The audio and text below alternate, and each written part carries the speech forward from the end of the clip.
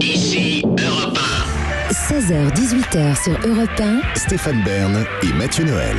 1. Historiquement vôtre. Tous les jours, dès 16h, Historiquement Vôtre vous raconte l'histoire sans se la raconter elle nous raconte des histoires presque toujours de tête. Bon, avec quelques notes aussi parfois. C'est Clémentine Portier-Kaltenbach. Et de tête, aujourd'hui, Clémentine, il est question, puisque vous nous parlez de celle de Charlotte Corday, connue pour avoir assassiné le révolutionnaire Jean-Paul Marat, et qui a fini guillotiné. Oui, en effet, imaginez ça. Vous êtes en 1889 et vous vous baladez dans les salles d'exposition de l'exposition universelle. 1889, le clou du spectacle, c'est la Tour Eiffel qui a été construite pour commémorer le centenaire de la Révolution française. Et vous êtes là dans cette espèce de galerie avec des tapis Second Empire. Et là, tout d'un coup, dans une vitrine, qu'est-ce que vous voyez? Quelques crânes. Et sur l'un de ces crânes, il est écrit, il y a une petite étiquette, crâne de Charlotte Corday appartient à monsieur le prince Roland Bonaparte. Alors là, vous dites, mais qu'est-ce que c'est que cette histoire? Oui. Cette femme a quand même été guillotinée, elle a été enterrée, elle a été autopsiée. Qu'est-ce que c'est que cette histoire de crâne? Et que fait le crâne de Charlotte Corday aux mains d'un prince d'Empire? Eh bien, en fait, le prince en question, Roland Bonaparte, était un passionné de craniologie. Tout le Paris l'était à l'époque. C'est la tout phrénologie ou la crânologie? La craniologie, si vous voulez. En fait, c'était le fait de faire palper votre boîte crânienne et pour voir si vous aviez la bosse des maths, est-ce que vous étiez un criminel ou un honnête homme, etc. Et tout Paris, c'était très chic. Oui, ça nous paraît bizarre aujourd'hui. C'est curieux ce 19e siècle.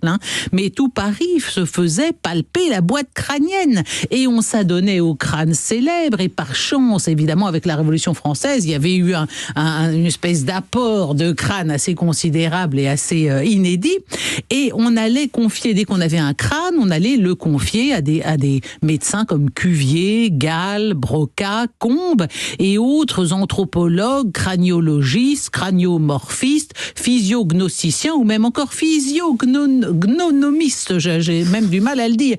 Donc le prince Roland, avec son crâne de Charlotte Corday, qu'est-ce qu'il a fait? Il l'a montré à 5 experts, à 5 spécialistes, en leur disant, écoutez, vous allez examiner, sonder, mesurez-moi ça, et dites-moi si ce crâne, et évidemment, il leur avait pas dit de qui il s'agissait, est-ce que ce crâne avait la bosse du criminel ou pas?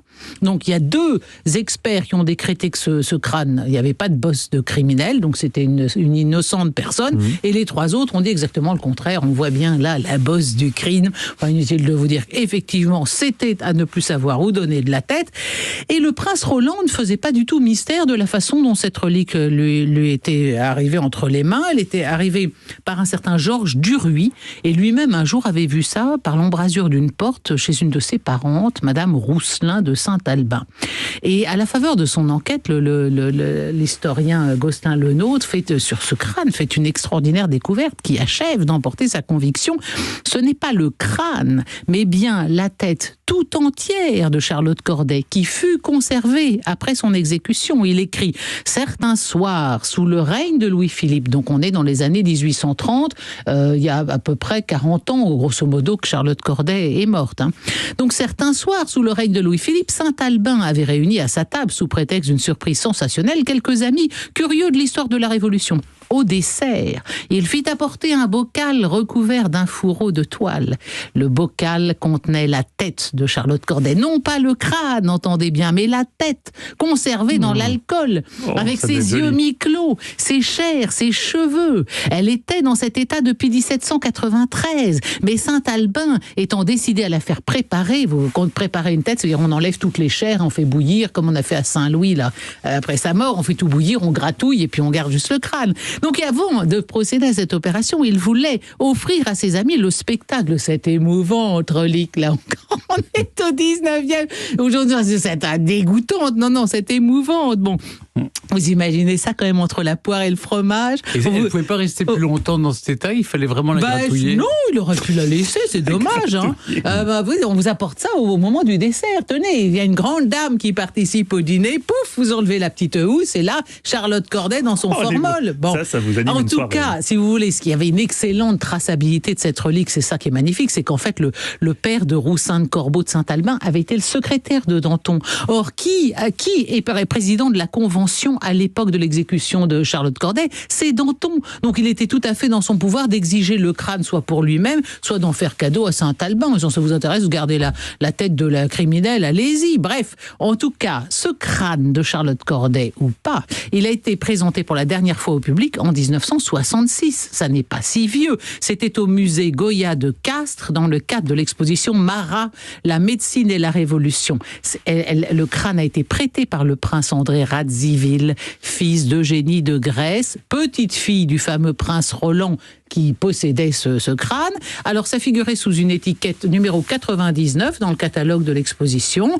Une référence prise en tenaille entre un 98 correspondant au compte-rendu de l'embaumement de Marat et un numéro 100 attribué au dessin par pillement du tombeau de Marat. Ce qui veut dire que ce crâne de Charlotte Corday, il a été exposé en 66 avec le masque mortuaire de Marat dans la même vitrine. C'est quand même, avouez que c'est quand même une idée tout à fait déplaisante, et même tout à fait choquant de faire cohabiter les deux comme ça.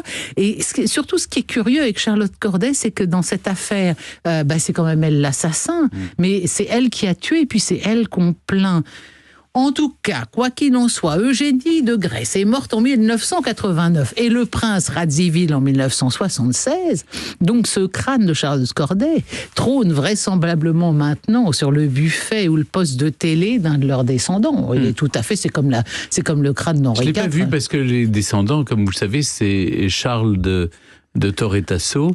Et, je ne le savais pas, et non. donc, je suis allé à Castelduino chez Ils vous ont eux. pas montré ? Et non, mais j'avais la chambre de Rilke, j'ai pensé à autre chose. Ah, magnifique, c'est plus poétique. Ouais. Oui, mais enfin... Les élégies de Duino, c'est beau comme texte. Et ils vous ont pas dit, venez, on va vous montrer. Moi, je vais lui demander, maintenant que vous le dites. Demandez-leur, parce que je vais leur demander, parce que là, je le connais bien. c'est sans doute chez eux, quelque part. Hein. Oui. Mais en Belgique, J'ai il pas s'est fouillé, vendu... il y a quelques fouillé. années, il y avait un crâne à vendre, et il y a quelqu'un qui Vous m'a en appelé. achetez régulièrement? Non, j'ai pas de crâne, moi, j'ai pas besoin de Non, nonos. vous avez une tête, c'est déjà Une énorme. seule tête va tomber dans un instant avec le quiz. Mais laquelle ? Je la conserverai dans l'alcool, moi aussi. 16h-18h sur Europe 1. Historiquement vôtre.